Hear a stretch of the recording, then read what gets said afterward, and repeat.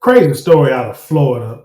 I know we always say that need to be more fathers in the home, especially when you're trying to raise boys. But sometimes, and I tell you that nothing is 100% fail proof, but sometimes that may not be the best route to take. Don't forget to like, share, comment, and subscribe. When you do subscribe, hit the notification bell so every time I drop a video, you will be the first to know about it.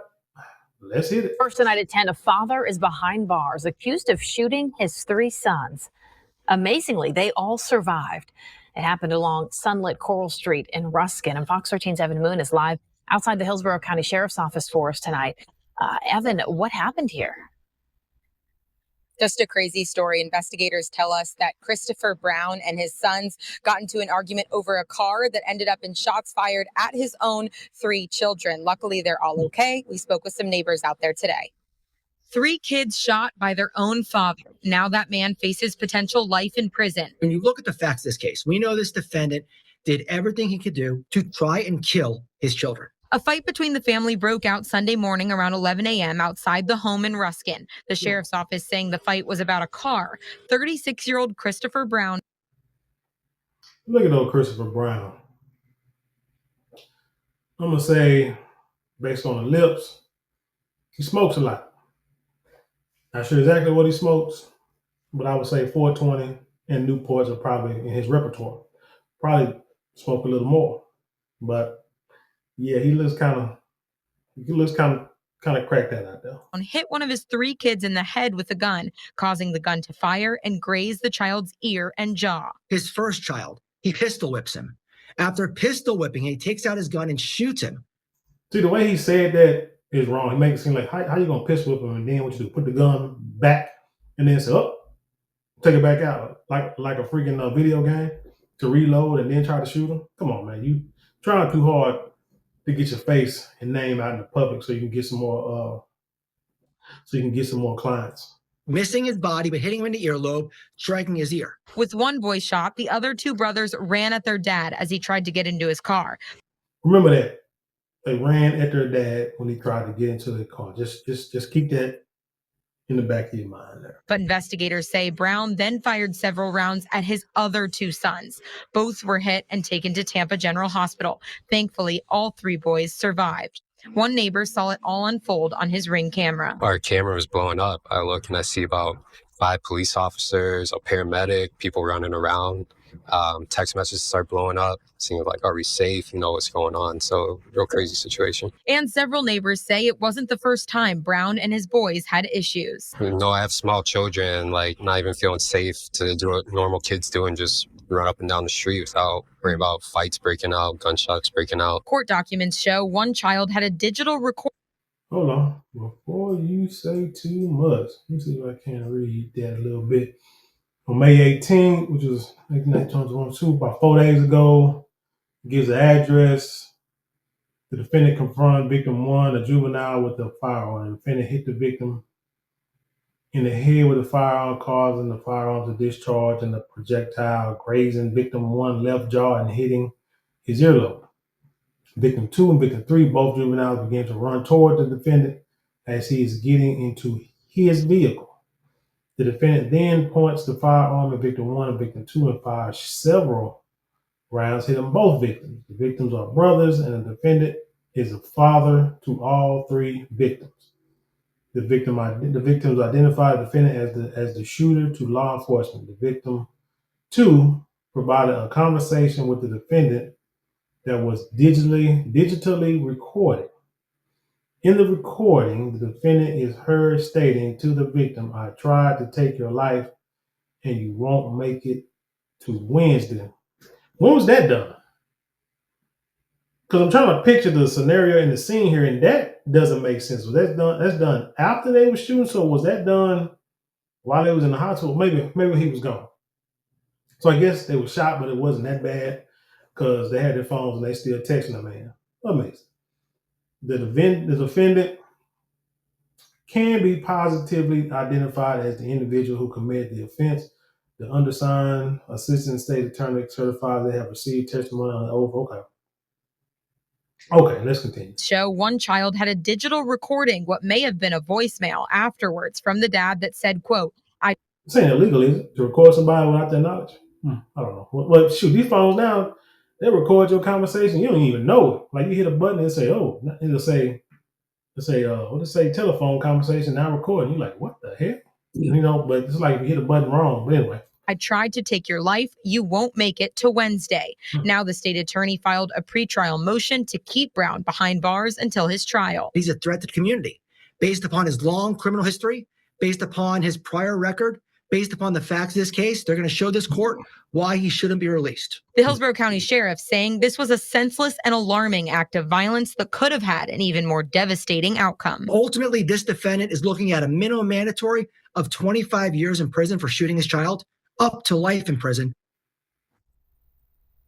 Now, again, Brown is charged with first-degree, premeditated, attempted murder, aggravated assault, and other charges. Like you heard there, he could face 25 years to life in prison, and there is a pretrial hearing to try to keep him behind bars until his trial date.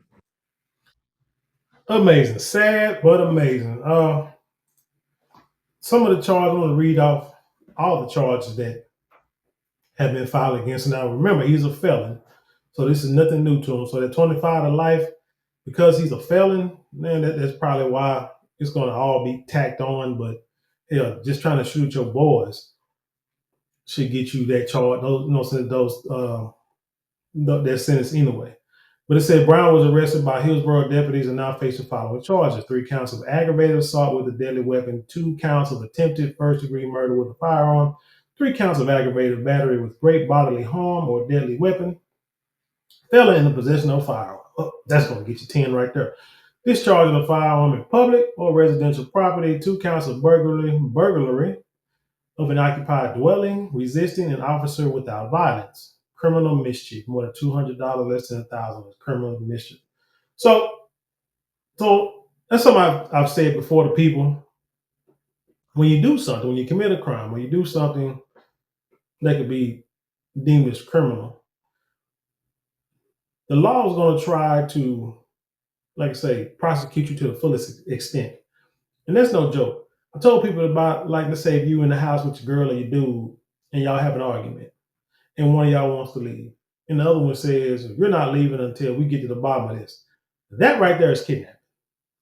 And you didn't even think. You think you're doing the right thing by making sure that y'all can work something out before someone leaves, before someone leaves, before you can say I love you, before you can hug and kiss and make up. You think you're doing the right thing, but the police being called, first thing they're gonna say is, "Oh, that's kidnapping. That's 10 to 20." You're like, what the hell just happened? My point is, you can do one thing, maybe 2 things. You think it's maybe 1 or 2 charges, and then it hits 1, 2, 3, 4, 5, 6, 7, 8 charges. But really, when you got 2 counts, that's adding another 2. And then when you got 2 counts of something, that's another count. So it actually goes like individuals. So you're looking at 3, 4, 5, 6, 7, 8, 9, 10, 11, 12, 13, 14. Really like 14 counts, 14 different charges that he can be sentenced for because, he beat up and shot at his boys. But now I have to do the devil's advocate scenario here. Juveniles. First of all, it said fighting over a car. Why are 3 juveniles fighting a grown man over his car? Because that's what the paper said, it was his car, right? So it was his. Now people want to know, the question is, how old were these kids? Well, he's 36. You can start having babies at what? 15, 16 years old. So let's say, well, they're juveniles, so we're going to say anywhere from 18, 17 and below. Let's just say 16, give or take a few years with each other. Maybe anywhere from 12 to 16. Let's say that. Or 12 to 17. They will be in the age bracket that is really highly influenced by today's garbage rap music. Okay? Everybody want to be a YN. Let's say that. They probably got the dreads and the twist in their hair, probably sagging tight jeans, probably wearing hoodies. doing this whole ordeal. I mean, being a devil's advocate, because you shouldn't be shooting at your boys. But Marvin Gaye dad took him out. Just remember that, over drugs and other things.